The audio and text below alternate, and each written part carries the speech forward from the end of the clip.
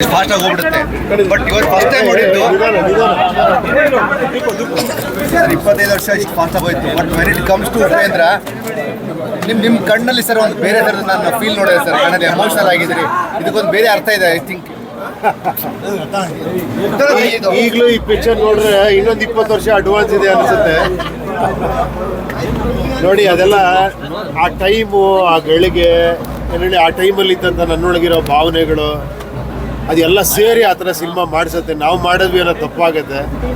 ಅದೇನೋ ಆ ಒಂದು ಟೈಮು ಆ ಭಗವಂತ ಮಾಡಿಸಿದ್ದಾನೆ ಈ ಪಿಕ್ಚರ್ನ ಅಷ್ಟೇ. ನನ್ನ ಪ್ರಕಾರ ಇನ್ನೊಂದು 20 ವರ್ಷ ನೆಕ್ಸ್ಟ್ ಜನ್ರೇಷನು ಇದೇ ಥರ ಎಂಜಾಯ್ ಮಾಡ್ತಾರೆ ಈ ಪಿಕ್ಚರ್ನ. ಸರ್ ಆಗಿದ್ದಷ್ಟೇ ಕ್ರೌಡ್, ಇವತ್ತು ಕೂಡ ಅಷ್ಟೇ ಕ್ರೌಡ್, ಅಷ್ಟೇ ಆವಾಗಲೇ ಕ್ರೌಡ್ ಜಾಸ್ತಿ ಭಯ. ಅವತ್ತು ಬೆಳಗ್ಗೆ 5 ಗಂಟೆಗೆ ಅವತ್ತು ಟೆನ್ಷನ್ ಇತ್ತು ರಿಲೀಸಿಗೆ ಮುಂಚೆ. ಇವತ್ತೇನು ಅನ್ಸುತ್ತೆ? ಅಲ್ಲ, ಅದೇ ಇವತ್ತೊಂಥರ ಈ ಪ್ರೀತಿಲಿ ನೋಡೋದಿದೆಯಲ್ಲ, ಅವತ್ತೊಂದು ಸ್ವಲ್ಪ ಫಸ್ಟ್ ಟೈಮ್ ಅಲ್ವಾ ಆ್ಯಕ್ಚುಲಿ ಈ ಥರ ಸಬ್ಜೆಕ್ಟ್ ಹೆಂಗೆ ತೊಗೊತಾರೋ ಅನ್ನೋದು ಭಯ ಇತ್ತು ಆ್ಯಕ್ಚುಲಿ.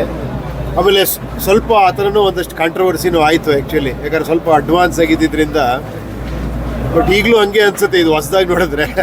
ಅಡ್ವಾನ್ಸ್ ಆಗಿತ್ತು ಸರ್ ಅವತ್ತಿನ ಸಿನಿಮಾ. ಇವತ್ತು ಕೂಡ ನೋಡಿ, ಅದೇನಾದ್ರು ನಾನೆಲ್ಲ ಥಿಂಕ್ ಮಾಡಿದರೆ ಮಾಡೋಕ್ಕಾಗ್ತಿರ್ಲಿಲ್ಲ.